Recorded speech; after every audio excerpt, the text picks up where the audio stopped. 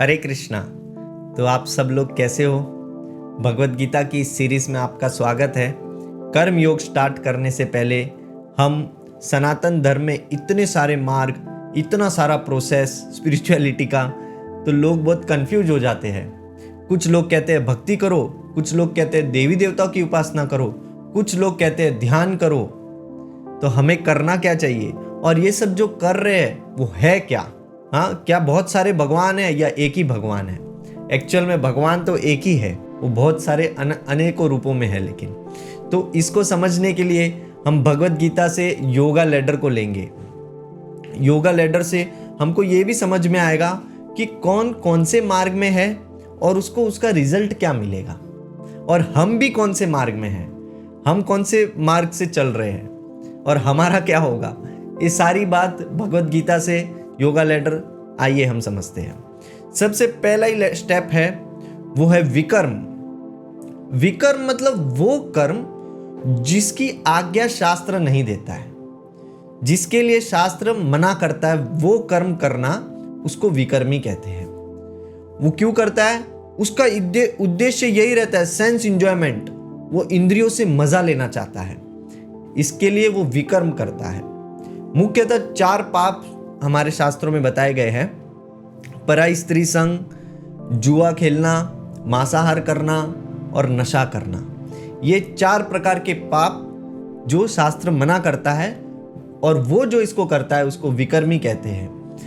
तो उसको रिजल्ट में क्या मिलता है? वो प्रेजेंट में भी दुखी रहता है।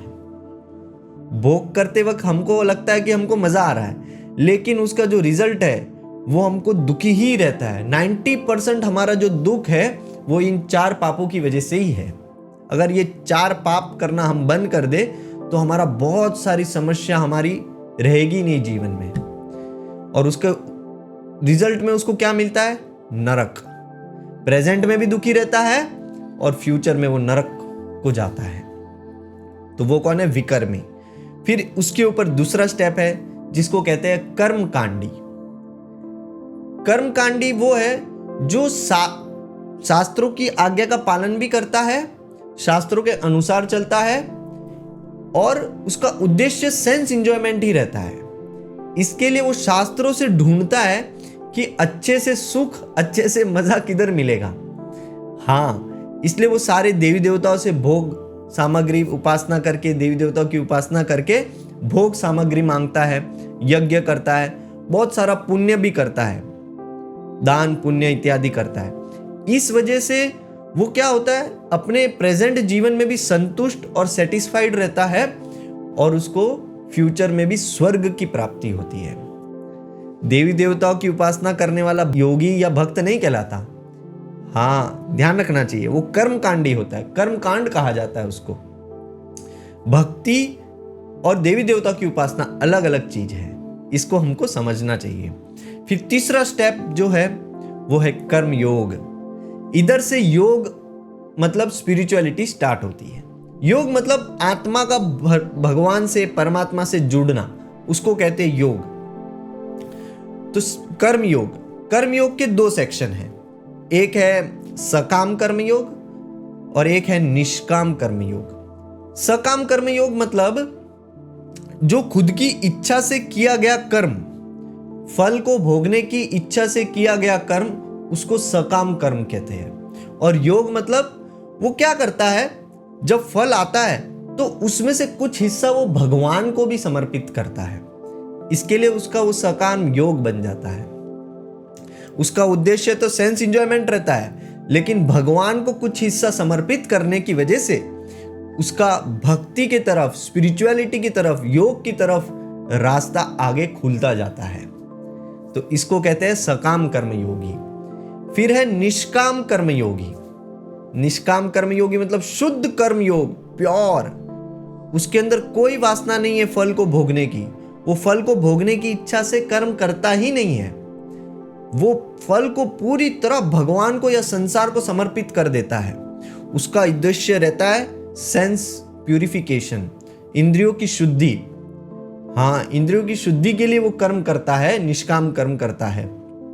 लेकिन कर्म वो वही करता है जो उसके स्वभाव में है, जो उसको अच्छा लगता है। लेकिन फल पूरी तरह समर्पित कर देता है भगवान को या संसार को। यह है निष्काम कर्म योगी।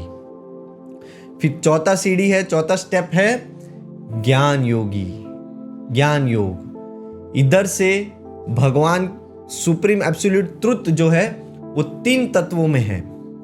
हाँ, भागवतम में वर्णन आता है, विदन्ति तत् विदस तत्वम ब्रह्म एति परमात्मा एति भगवान एति शब्दते। जो एब्सोल्यूट ट्रुथ है, सुप्रीम ट्रुथ है, वो 3 फेज में है। सबसे पहला है ब्रह्म एति। तो जो ज्ञान योगी होता है वो ब्रह्म से मिलने के लिए उपनिषद, वेद, ज्ञान लेता है, शास्त्रों का अध्ययन करता है और एक भाव को अपने अंदर लाता है, सर्वम खलविदम ब्रह्म। सब जगह वही ब्रह्म विस्तारित हुआ है अनेक रूपों में, वही एक ही ब्रह्म ही है और कुछ नहीं है। तो ये वो शास्त्र का अध्ययन करके अपने अंदर ये रियलाइजेशन लाता है कि सब कुछ ब्रह्म ही है और भौतिक चिंतन को समाप्त करता है, जिसकी वजह से उसको शांति की प्राप्ति होती है।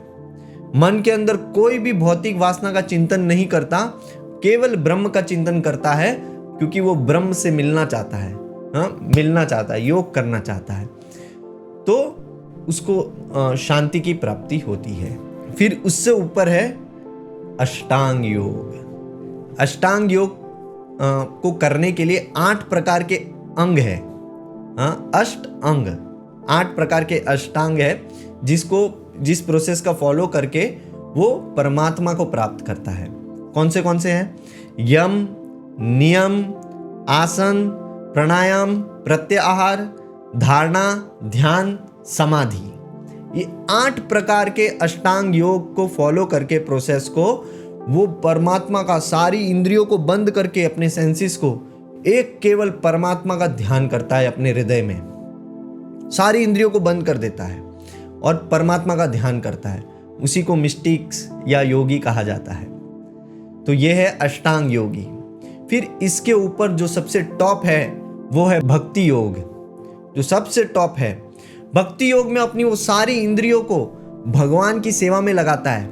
उसका उद्देश्य खाली ये रहता है कि वो भगवान को खुश करना चाहता है और उसके रिजल्ट में वो भगवान के धाम को प्राप्त करता है, गोलोक वृंदावन या वैकुंठ को प्राप्त करता है, परमात्मा को प्राप्त करता है और ब्रह्म वाला ब्रह्म को प्राप्त करता है। वो केवल भगवान को संतुष्ट करने के लिए कर्म करता है, भगवान की खुशी के लिए कर्म करता है और भगवान की सारी इंद्रियों से भगवान की सेवा में लगा रहता है। ये सब करने से वो प्रेजेंट में भी आनंद का अनुभव करता है, भगवान का चिंतन करता है और भगवान के धाम को मृत्यु के बाद प्राप्त होता है। ये है भक्ति योग। तो ये पूरा योगा लैडर था जो हमने आपको बताया। हमसे जुड़े रहने के लिए बहुत बहुत धन्यवाद। आगे हमारा जो नेक्स्ट वीडियो है कर्म योग पे आने वाला है। जुड़े रहिए और भगवत गीता को अच्छे से सीखिए और अपने जीवन में उतारिए। हरे कृष्णा।